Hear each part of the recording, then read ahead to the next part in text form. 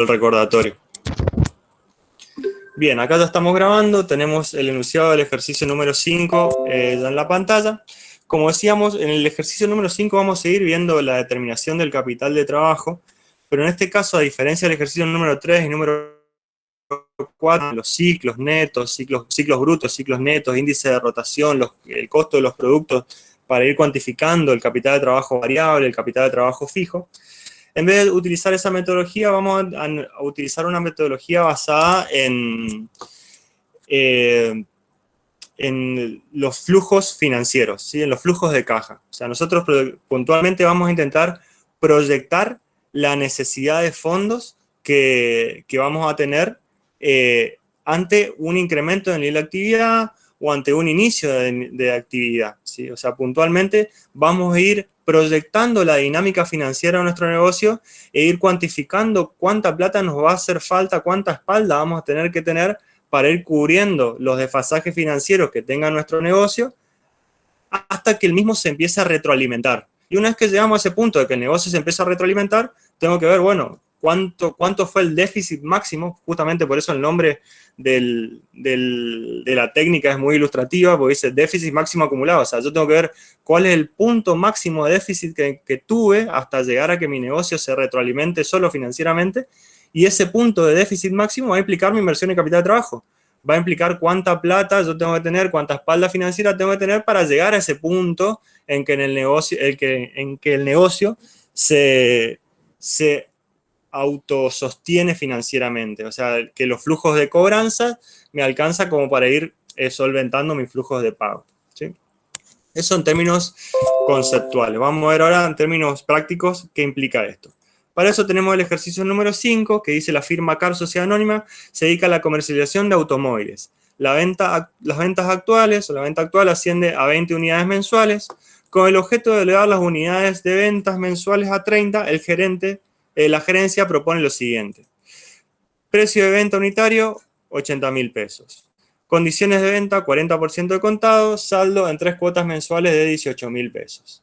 Contribución marginal, 30%.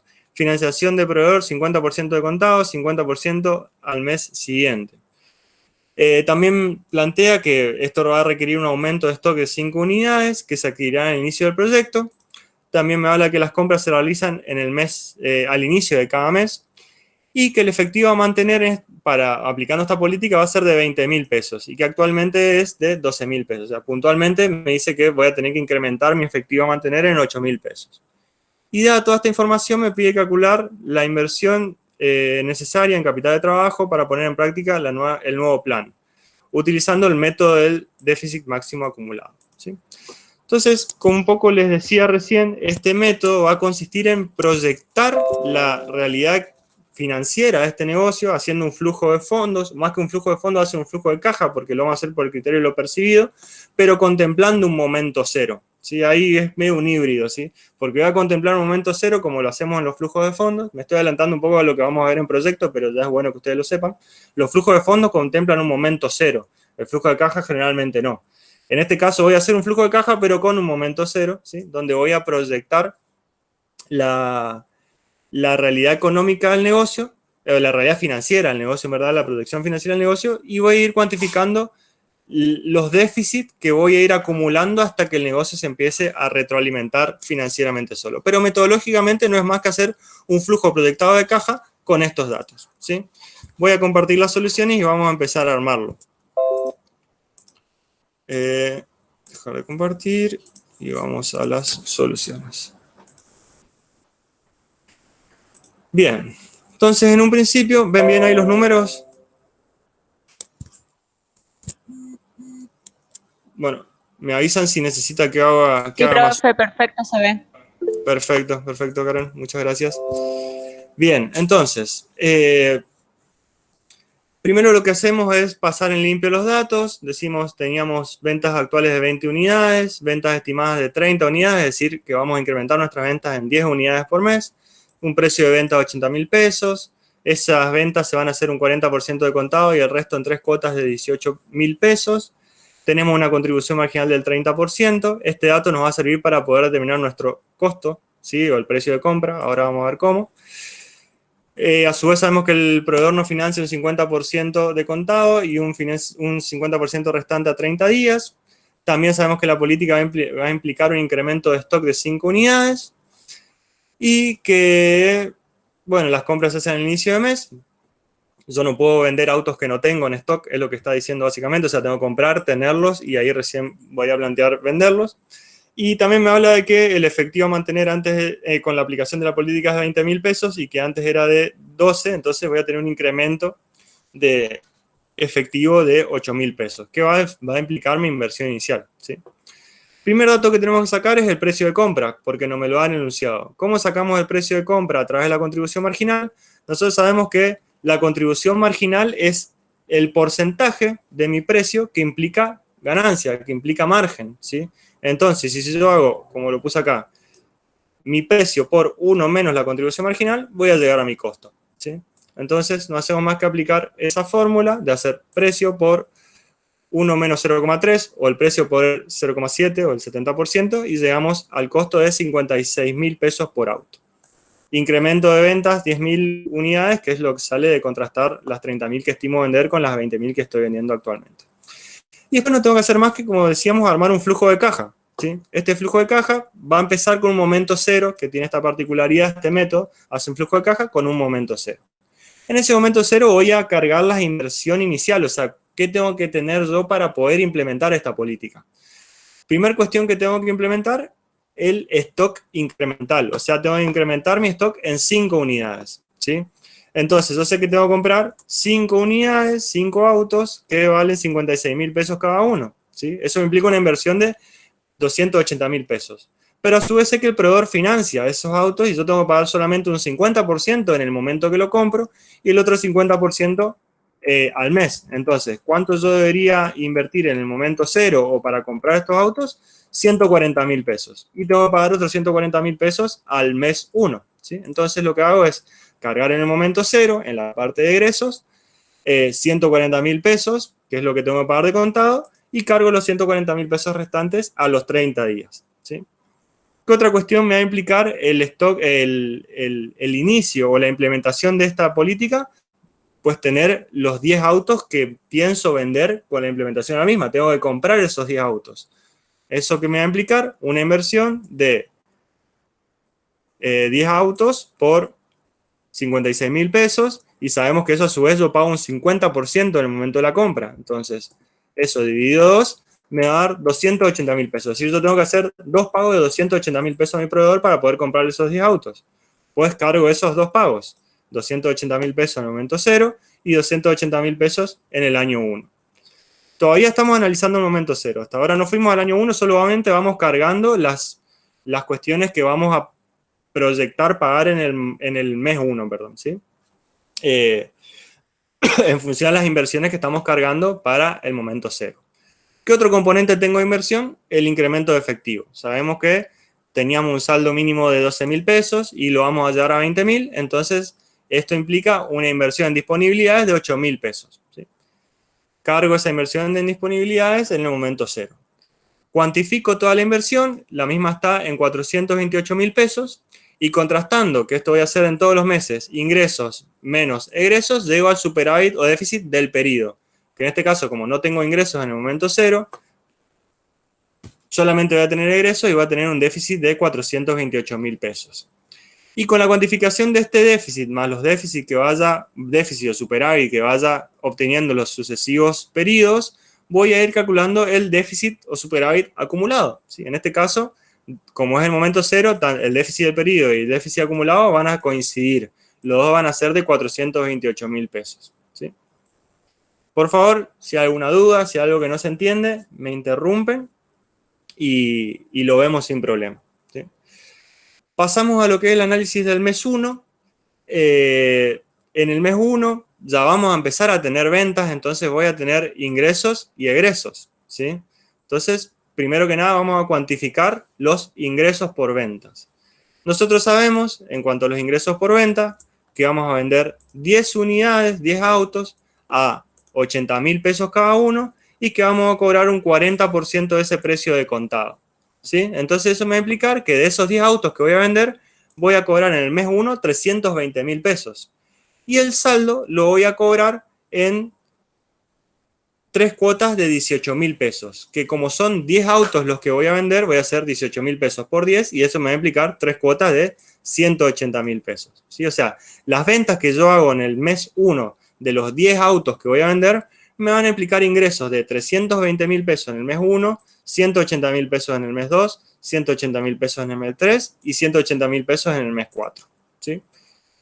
Esos serían los ingresos que puedo analizar en el mes 1, son van a ser los únicos ingresos que se van a generar en el mes 1. Entonces, no tengo que hacer más que totalizar los ingresos en 320.000 pesos para el mes 1. Y paso al análisis de los egresos del mes 1, donde voy a tener la segunda cuota de la compra del stock inicial, la segunda cuota de las 10 unidades que compré también en el momento 0, y también tengo que reponer justamente los 10 autos que vendí, entonces tengo que volver a comprar otros 10 autos.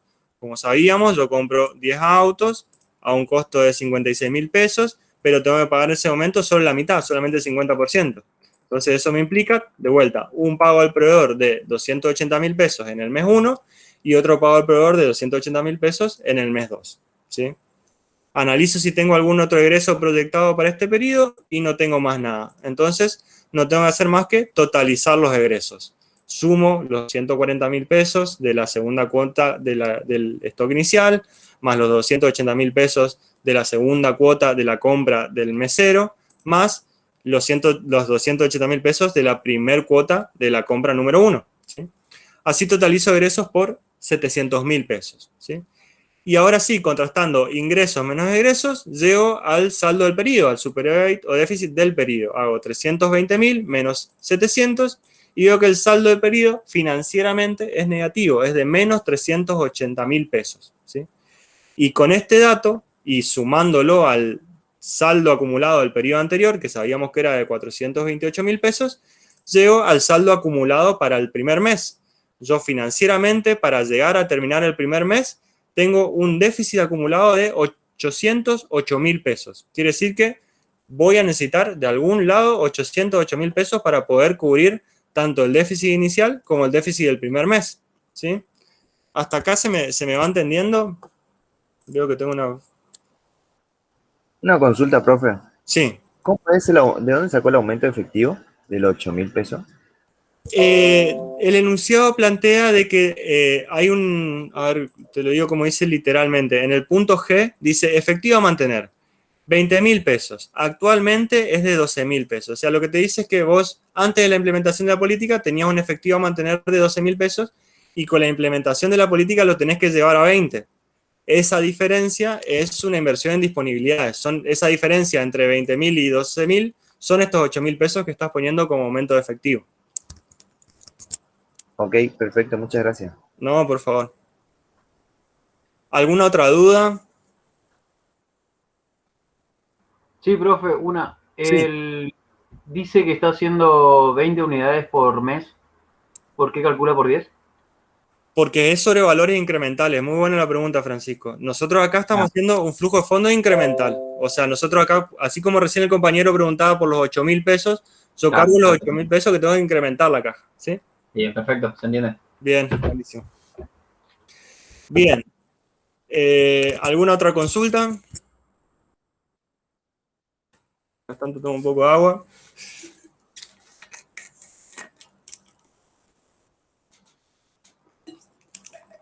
Bien. Si no hay duda, entonces seguimos. Cualquier cosa, como saben, me interrumpen. Lo vemos sin problema. Entonces, hasta acá lo que sabemos es que necesitamos 808.000 pesos para terminar financieramente el primer mes. Tenemos que seguir analizando mes a mes hasta qué punto, hasta que este saldo acumulado llegue a un saldo positivo. Esto me marca que ya mi negocio se empieza a autofinanciar, se empieza a retroalimentar financieramente. ¿Sí? Una vez que yo llegue a este punto, tengo que ir para atrás y ver de mi saldo acumulado cuál es el punto máximo y esa va a ser mi inversión en capital de trabajo. Un poco spoiler de lo que va a ser el final del ejercicio, pero para que se vaya entendiendo metodológicamente cómo es la cosa. Entonces, terminamos de analizar el primer ejercicio, vamos a analizar el primer mes, vamos a analizar el segundo mes, ¿sí? Donde empezamos analizando los ingresos. ¿Sí? Ingresos del segundo mes, voy a tener la primer cuota de los 10 autos que vendí en el primer mes, ¿sí? Voy a tener estas primeras cuotas de 180.000 pesos y aparte voy a tener la entrega, el 40% de los 10 autos que proyecto vender en el segundo mes. ¿Cómo hacíamos eso? Haciendo los 10 autos que voy a vender por su precio de 80.000 pesos por la entrega de contado que le voy a pedir a mis clientes. Eso me da ingresos por 320.000 pesos. Y después voy a tener otras 3 cuotas de 180.000 pesos por las 10 cuotas de 18.000 pesos que voy a cobrar por esos autos. Entonces, cargo esas 3 cuotas, cargo la entrega de contado y totalizo los ingresos porque no tengo otra causa de ingreso que no sean esas ventas y las cuotas anteriores, ¿sí? Tengo ingresos totales por 500.000 pesos, ¿sí? Paso a la parte de egresos, donde empiezo a analizar qué egresos tengo contemplados. Tengo la segunda cuota de la compra que hice en el primer mes y debería reponer también este stock. Entonces tengo que volver a comprar otros 10 autos a 560.000 pesos pagando el 50% en el momento de la compra. O sea, tengo que pagar 280.000 pesos en el mes 2 y 280.000 pesos en el mes 3.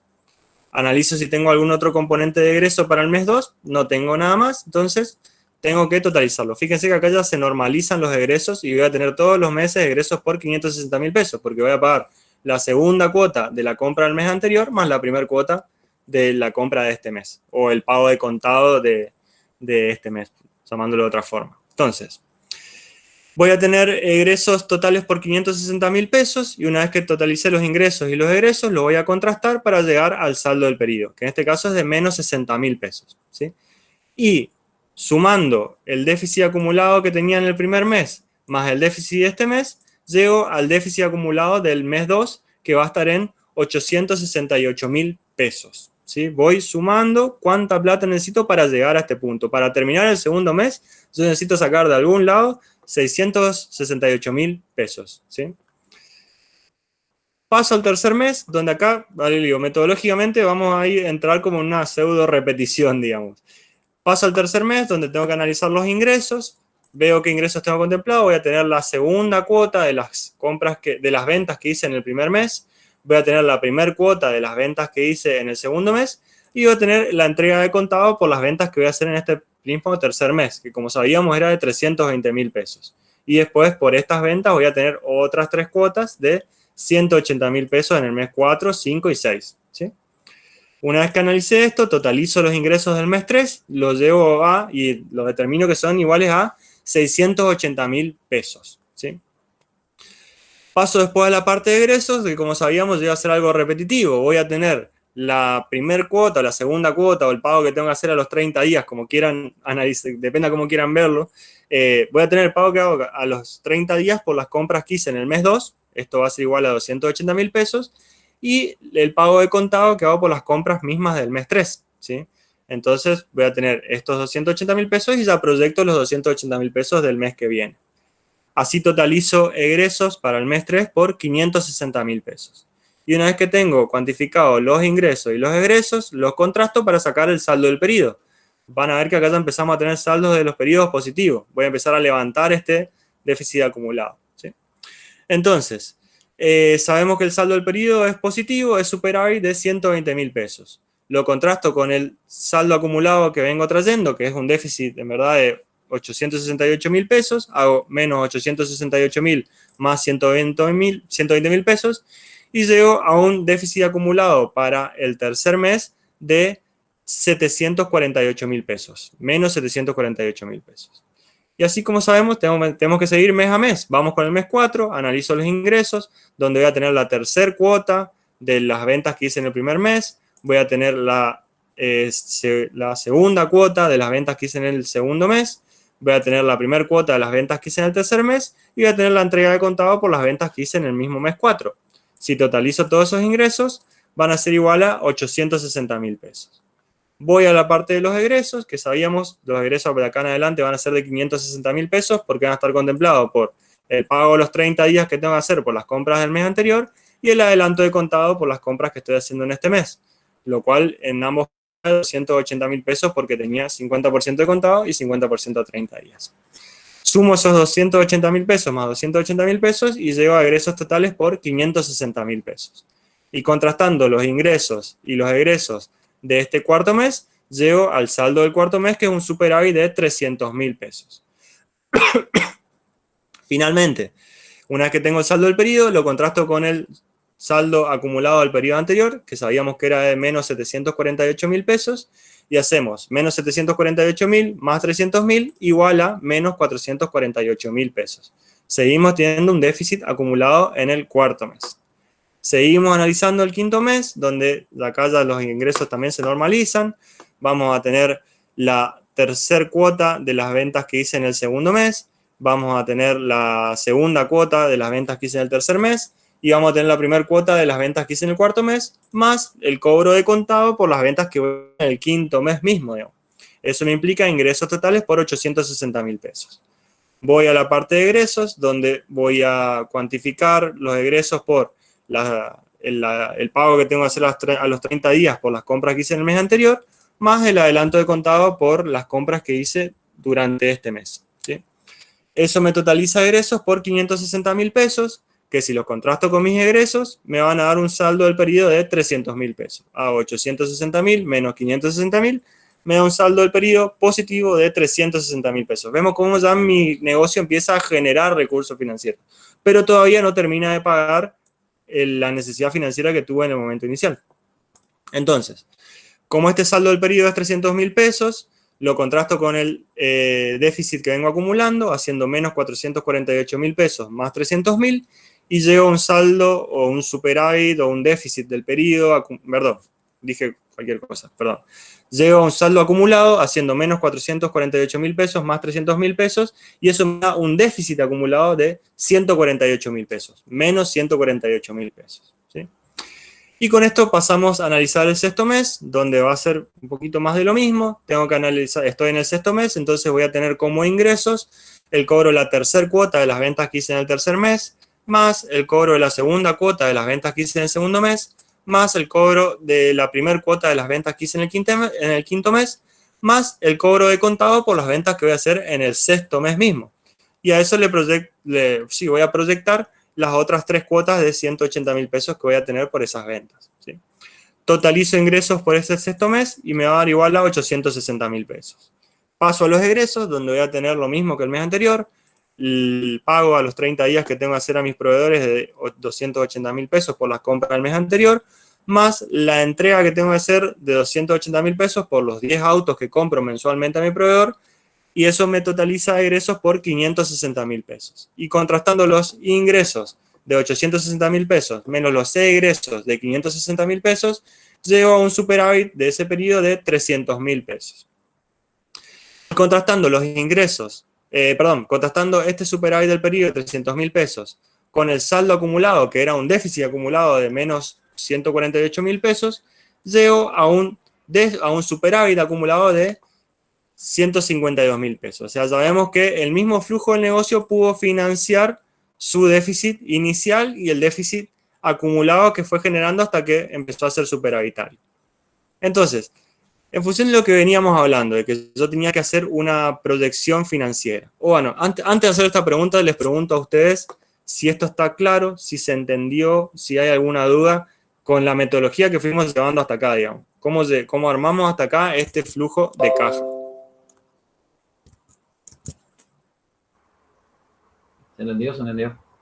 Perfecto. Entonces, si se entendió y a sabiendas de que nosotros íbamos a armar este flujo de cajas hasta llegar a un saldo acumulado, hasta llegar a un saldo acumulado positivo, y a partir de ahí íbamos a ver cuáles era el mayor de nuestros déficits acumulados para determinar que ese mayor de nuestros déficits iba a ser la espalda que nosotros íbamos a necesitar para poder financiar este incremento de nivel de actividad.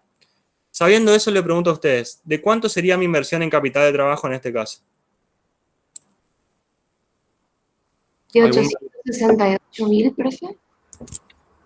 Perfecto, Bianca, sí, de 868.000 pesos. Como sabíamos, nuestra necesidad de recursos financieros va a estar dada por el mayor de los déficits. O sea, yo para poder financiar todo este ciclo hasta que mi negocio se empiece a autorregular financieramente o autoabastecer financieramente, yo necesito tener de algún lado 868.000 pesos. O sea, si puntualmente yo iniciaba toda esta campaña que me va a implicar vender 10 autos más teniendo 868.000 pesos, puedo financiar todo este ciclo hasta que el negocio mismo pueda solventarse por sí solo, ¿sí?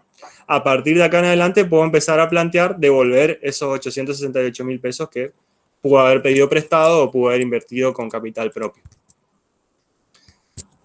¿Se entendió esto? Es un tema, me gusta este ejercicio porque me parece que deja bastante en explícito conceptualmente qué es el capital de trabajo, esa espalda financiera que hablamos que tenemos que tener para solventar incrementos en el nivel de actividad o inicios dado una determinada infraestructura. Ezequiel, me estabas por hacer una pregunta. No, profe, sí, se entendió, le quería decir. Perfecto, muchas gracias. Es un ejercicio metodológicamente sencillo, yo lo veo como algo muy conceptual, como digo, para que ustedes entiendan más explícitamente de qué hablamos cuando hablamos de capital de trabajo. Y bueno, como decíamos, conceptualmente no es más que proyectar un flujo de caja con un momento cero, ir cuantificando los déficits o superávit del periodo, ir cuantificando el déficit o superávit acumulado, hasta que esto llegue a un superávit acumulado. Y una vez que llegue a un superávit acumulado, tengo que ir para atrás y ver cuál es el mayor de los déficits acumulados. Como dice el método, déficit máximo acumulado. En el déficit máximo acumulado va a estar mi inversión en capital de trabajo.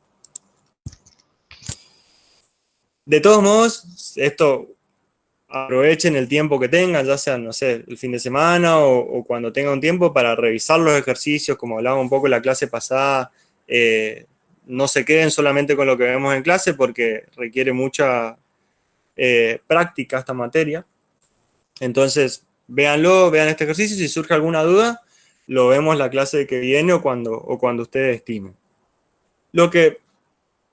Si no hay duda sobre esto y si está claro este ejercicio, me gustaría que avancemos con los ejercicios 6 y 7, que son dos ejercicios también súper cortos, súper fáciles, donde vamos a ver diferentes métodos para cuantificar la inversión en disponibilidades o cuantificar los montos de transacciones óptimas dados a diferentes escenarios, ¿sí?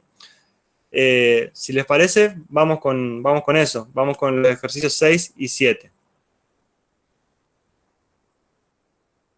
Bien. Vamos por él. Comparto el enunciado, donde ya empezamos, como les decía, empezamos a hablar de administración del efectivo, ¿sí? Profe, le hago una pregunta del ejercicio anterior, así rápido nomás. Lo hago hasta que la empresa empiece a ser rentable, digamos, nomás, al gráfico. Lo tenés que... A los cuadros.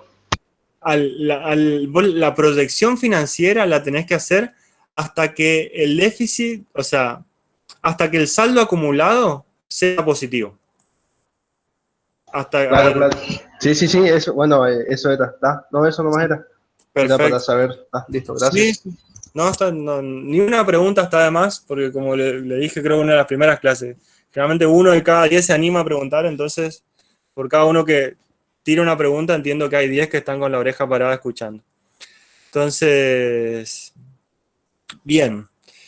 Si no hay una pregunta, yo sigo. Por favor, si se le ocurre una pregunta o le salta algo de algún ejercicio anterior, me interrumpen y lo vemos, ¿sí?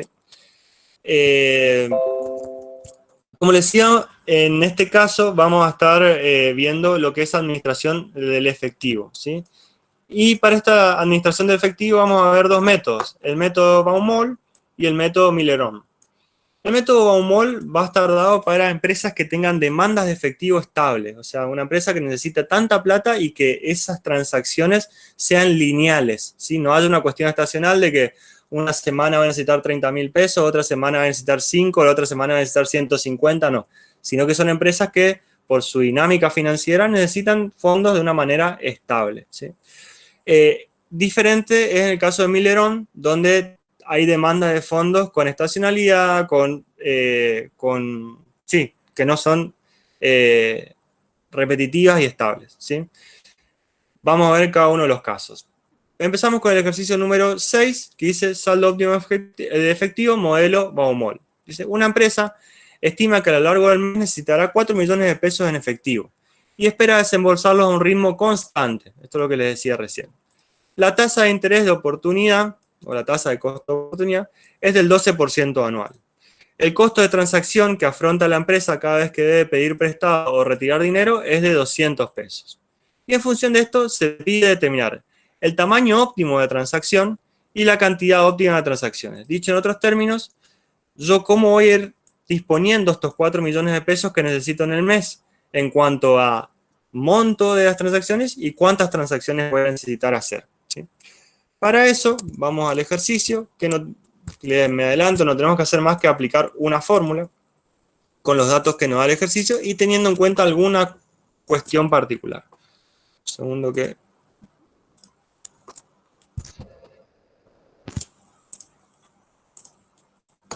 Bien. Acá no sé si están viendo. Saldo óptimo efectivo, modelo Baumol. No hacemos más que primero sacar los datos del enunciado, una demanda de fondos, que como estamos en el modelo de Baumol va a ser constante, lineal, de 4 millones de pesos. Tengo un costo de oportunidad del dinero del 12% anual y tengo un costo fijo de transacción de 200 pesos. ¿Sí? En esto lo que me pide el enunciado del ejercicio es calcular el tamaño óptimo de transacción, es decir, de cuánta plata va a ser cada una de las transacciones que voy a realizar. Esto lo vamos a hacer aplicando esta fórmula que tengo acá.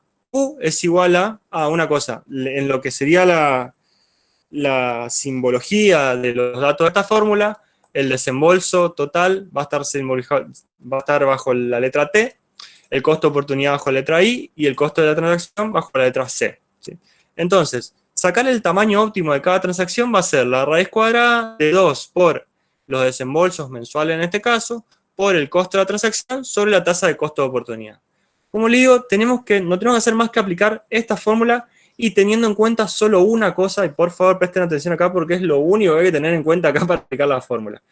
Lo único que hay que tener en cuenta acá para aplicar la fórmula es que la tasa de costo de oportunidad del dinero tiene que estar expresada en el mismo horizonte temporal o en la misma medida temporal que el desembolso de fondos. O sea, si yo tengo un desembolso de fondos mensual, tengo que contemplar una tasa de costo de dinero mensual. Por eso acá sacamos la tasa proporcional, ¿sí? Si tenemos una tasa anual del 12%, la tasa mensual va a ser del 1%. Lo deja acá en un comentario que se debe expresar en el mismo periodo que la necesidad de desembolso. En este caso, mensual. Entonces, aplicando o teniendo en cuenta solo esta salvedad, acá sí no tienen nada más que hacer que aplicar la fórmula.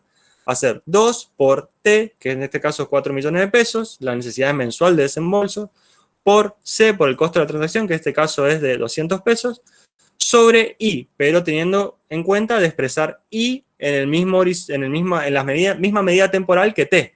T es mensual, entonces I también va a ser mensual. Entonces hacemos sobre la tasa mensual de costo de oportunidad del 1%. Calculamos la raíz cuadrada de 2 por 4 millones por 200 sobre 0,01 y esto nos da un tamaño óptimo de transacción de 400.000 pesos. ¿Sí? ¿Alguna duda con esto? A ver, no es más que, como decía, aplicar la fórmula, teniendo en cuenta solo esta particularidad de aplicar la tasa de costo de oportunidad en la misma medida temporal que la necesidad de fondos. En este caso, la necesidad de fondos es mensual, entonces aplicamos una tasa de costo de oportunidad también mensual. Sabido esto, podemos pasar a responder la segunda...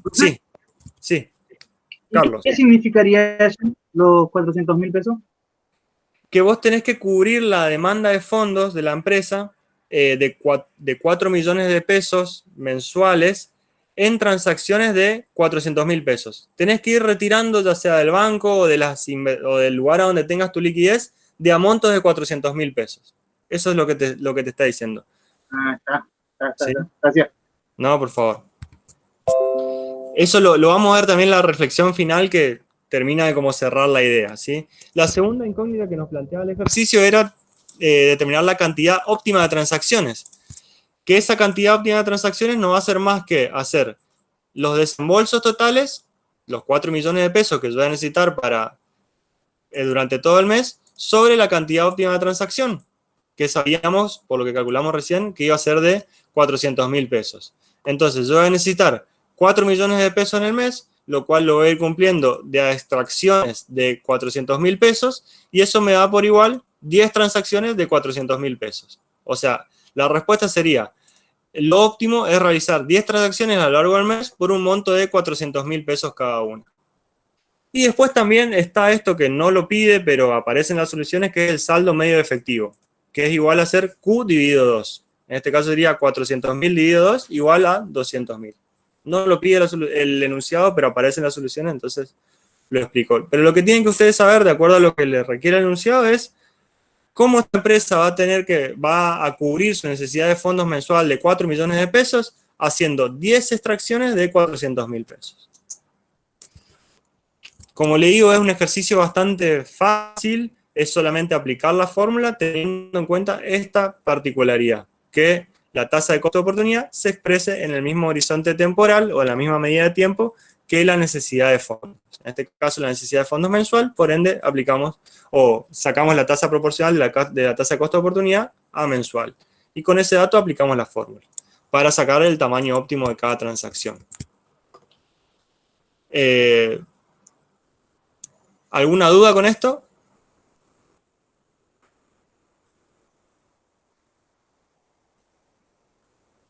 Bien. No, profe. Perfecto. Como le decía, estos dos ejercicios son bastante fáciles, digamos, o sea, es aplicar fórmula y tener en cuenta algunas particularidades. En este caso, como le decía, la tasa de costo de oportunidad al mismo plazo que la demanda de fondos. Si les parece, entonces, vamos a pasar con el ejercicio número 7. Voy a la parte del enunciado nuevamente para leérselos. Donde acá, como sabíamos, pasamos a lo que es el modelo Miller-Ohm, que vamos a tener una demanda estocástica de fondo, una demanda variable, ¿sí? de recursos financieros. Para eso me dice que Delta Sociedad Anónima viene experimentando una demanda estocástica de sus productos, lo cual implica que sus saldos efectivos varían aleatoriamente. Además, se posee la siguiente información. El costo fijo de transacciones con valores asciende a 50 pesos. El desvío estándar de los flujos diarios netos de efectivo es de 90 pesos y la tasa de interés de oportunidad o el costo de oportunidad es del 12% anual. Para esto me pide determinar el saldo óptimo efectivo, el saldo medio efectivo y me pide elaborar una recomendación. Entonces, sabiendo estos datos, vamos a calcular las cuestiones que me pide el enunciado, que les adelanto, de vuelta no va a ser más que aplicar algunas formulitas. Vamos entonces a lo que es el ejercicio número 7. Tenemos acá el enunciado, donde sabíamos que el costo fijo de realizar una transacción iba a ser de 50 pesos, el desvío estándar de los flujos diarios iba a ser de 90 pesos, y sabíamos que el costo de oportunidad del dinero era igual al 12% anual, ¿sí? Lo primero que me pide es calcular el saldo óptimo efectivo, ¿sí? Para eso no tenemos que hacer más que aplicar esta fórmula, que bajo la simbología de Miller-Ohm vamos a tener representado al costo fijo de transacción con la letra B, al desvío estándar de los flujos de dinero diarios con la letra S y al costo de oportunidad del dinero con la letra I. Y en este caso tengo que tener solamente en cuenta que tengo que aplicar la fórmula, pero expresando al costo de oportunidad del dinero en la misma medida temporal que el desvío de los flujos de fondos. O sea, en este caso, si tengo desvío de flujo de fondos diarios, tengo que aplicar la tasa de costo de oportunidad del dinero también de forma diaria. Entonces saco la tasa proporcional haciendo 12% anual dividido 365 y llego a una tasa diaria del 0,0329%. Una vez que saqué esta tasa proporcional, lo dejé acá en un comentario, se debe expresar en la misma unidad de tiempo que el desvío estándar de los flujos de efectivo, en este caso diario, ¿sí?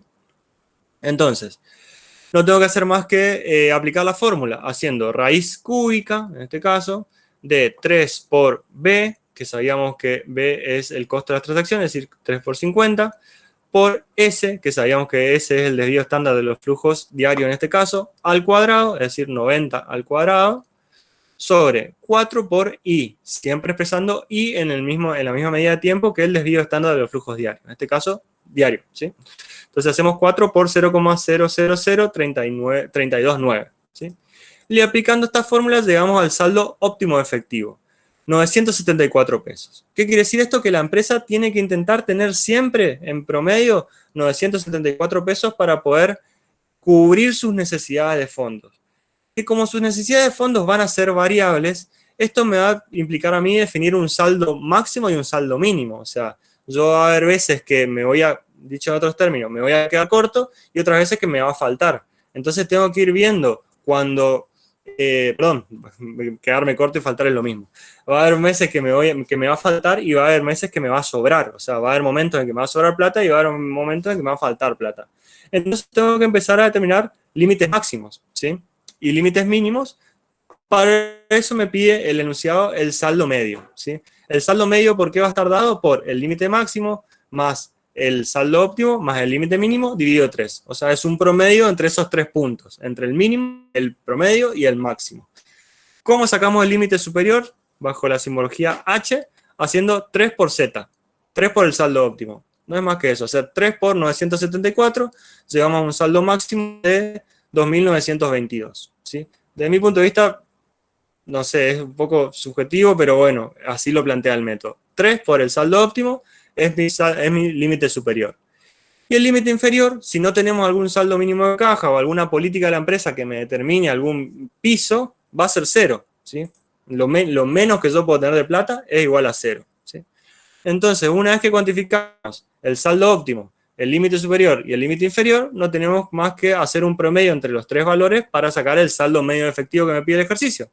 Hacemos el saldo óptimo, 974, más el saldo máximo, o el límite superior de 2.922, más el límite inferior de 0, dividido 3, y llegamos al saldo medio de 1.298,67. ¿Sí? Esto no es más que un dato estadístico, el saldo medio. ¿Sí? ¿Hasta acá alguna duda? Creo que igual por ahí puedo terminar de desarrollar porque en la conclusión final se le toma un poco más de sentido esto, ¿sí? El último punto me dice qué recomendaría en función a los datos obtenidos, ¿sí? Y me plantea que, o sea, lo digo primero cuando lo leo, después lo explico con mis palabras. Dice, cuando el saldo alcanza el límite superior de 2.922, se deberá comprar valores, esto es comprar valores o hacer inversiones transitorias, por 1.948. Ese 1.948 surge a ser el límite superior menos el saldo óptimo, ¿sí? 1.948. O sea, cuando yo llego al tope, tengo que hacer inversiones transitorias, tengo que comprar valores, que acá esto podría ser, no sé, comprar cheques en la bolsa, hacer una inversión de corto plazo, pero lo importante acá es que sean inversiones líquidas, que yo pueda disponer de esas inversiones, puedo hacer caución bursátil, colocadora, por ejemplo, hacer inversiones líquidas, ¿sí? Para llegar a mi saldo óptimo. Es decir, y entonces, vuelvo entonces, cuando se alcanza el límite superior de 2.922, se debe comprar valores por 1.948, es decir, por la diferencia entre el límite superior y el saldo óptimo, para situarse en el saldo óptimo efectivo. Cuando se alcanza el inferior de 0 efectivo, se debe vender valores por 978, volviendo la empresa a quedarse en el saldo óptimo efectivo. O sea, ¿qué te está diciendo puntualmente? Que vos siempre tenés que intentar tener 974. Cuando llegás a tu límite superior, que es 3 veces tu saldo mínimo, tenés que hacer inversiones transitorias, líquidas, para llegar a tu saldo efectivo y guardar eso. ¿Por qué? Porque en otro momento puedes estar más en tu saldo inferior y vas a necesitar recuperar esas inversiones transitorias, pero ¿hasta qué punto? Hasta llegar a tu saldo óptimo, ¿sí? Porque de acuerdo a la aplicación del modelo de Millerón, es lo que vos necesitas en promedio para superar tu demanda de fondos, dado tu desvío estándar. Como le digo, metodológicamente no es algo complejo, es solamente aplicar fórmulas teniendo en cuenta una cosita puntual en este caso. Lo repito, que es que el costo de oportunidad del dinero esté expresado en la misma unidad de tiempo que el desvío estándar de los flujos efectivos. ¿Sí? ¿Alguna duda con esto? Profe, ¿qué pasa si el límite inferior fuera distinto a 0? Y si el límite inferior es distinto a 0, el promedio lo va a tener con ese límite inferior, o sea, va a tener, poner que en este caso, no sé, que te diga que tenemos un límite inferior de 150 pesos. Acá el saldo medio va a ser el saldo óptimo de 974, más el saldo superior de 2.922, más el límite inferior de 150 pesos, dividido 3, tenés tu saldo medio. Y acá lo que te va a implicar en la recomendación es que cuando llegues a tu saldo mínimo de 150 pesos, tenés que salir a recuperar inversiones para llegar de vuelta a tu saldo óptimo. O sea, el hecho de tener un saldo mínimo no te va a cambiar tu saldo óptimo. Es una cuestión de política de liquidez de la empresa.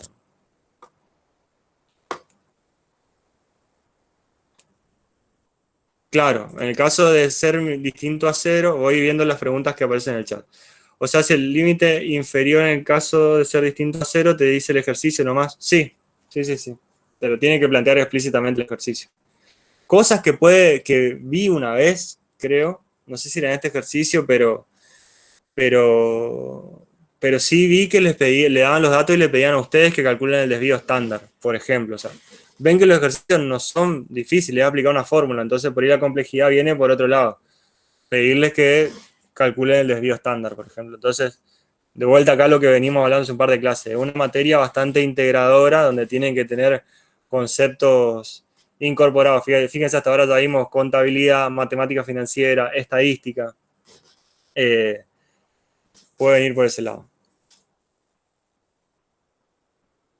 Profe, ¿el costo de transacción se incluye el costo de administrador o solo el costo específico de la transacción? No entiendo bien la pregunta, Carlos.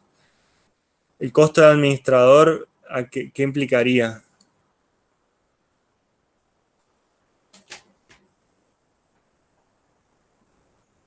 Y sí, o sea, va a estar dado. En este caso, a ustedes se les va a dar como un valor dado. Si lo quieren aplicar en la práctica, en la vida realidad, en la realidad yo creo que no, va a estar más dado por cuestiones impositivas, comisiones, lo que a ustedes les salga cada vez que necesitan disponer de dinero. O sea, puntualmente nosotros en Argentina están impuestos débito y crédito, pueden tener, si trabajan con inversiones en la bolsa, el hecho de rescatar la inversión suele tener una comisión baja del 1%, 1,5%, pero es una comisión, o sea, hace referencia a esos costos, de disponer del dinero o de colocar el dinero, ¿sí? Bien.